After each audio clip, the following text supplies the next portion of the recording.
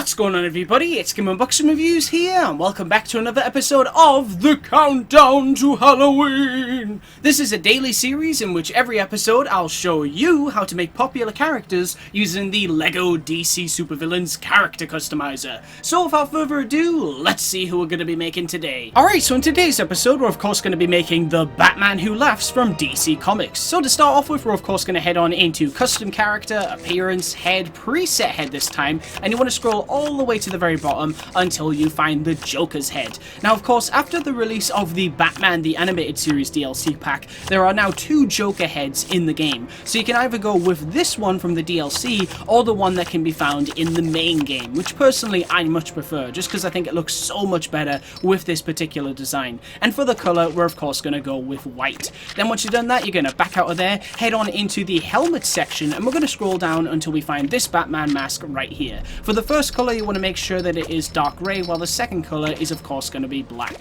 Nice. Now then, onto the body. So for the body, we're going to go for preset body, and you want to scroll all the way to the very bottom until you find Spectre's body in black. Now then, for the arms, you're going to go to both arms. We're going to select blank in black. For the hands, we're just going to be matching the skin tone with the colour white. For the hips, you're going to scroll down until you find Captain Boomerang's in black yet again, like this. For the legs, we're going to scroll down until we find Deathstorm's in black as well. And finally, of course, it wouldn't be the Batman Who Laughs without a cape. So of course, we're going to select capes, and we're going to scroll down until we find Cape 12. And for both colours, they're going to be black.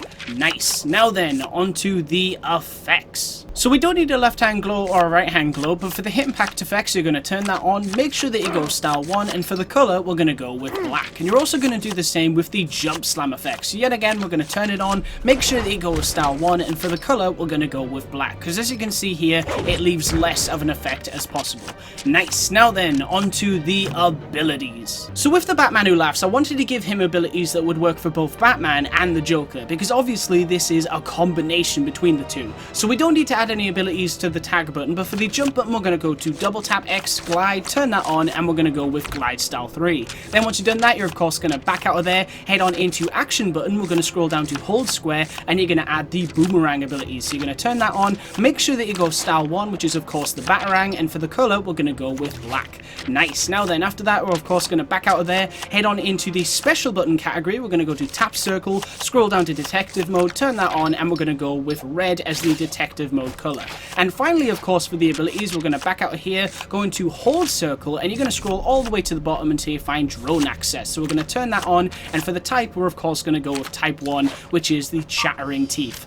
Nice. Now then, onto the skills. So we're going to be giving this character quite a few skills, and to start off with, we're of course going to give him a grapple gun. So you want to turn that on, make sure that you go with black as the grapple gun color, and for the rope type, we're going to go with rope type 3 in this grey right here. Now the reason I gave him this rope type is because you usually see the Batman Who Laughs with a chain, so I just thought that would be a cool reference to that if we added a chain to his grapple gun. Now then, for the rest of the skills, we're going to back out of here and add technology, acrobatics, wall climbing. We're also going to scroll down until we find goon command as well as graffiti. So we're going to turn that on. For the color, I would probably recommend going with this green right here. As well as this, we're also going to add tracking, so you're going to turn that on and make sure that it is red. And finally, of course, we're going to go ahead and add hazard protection and stealth. Nice. Now then, onto the personality.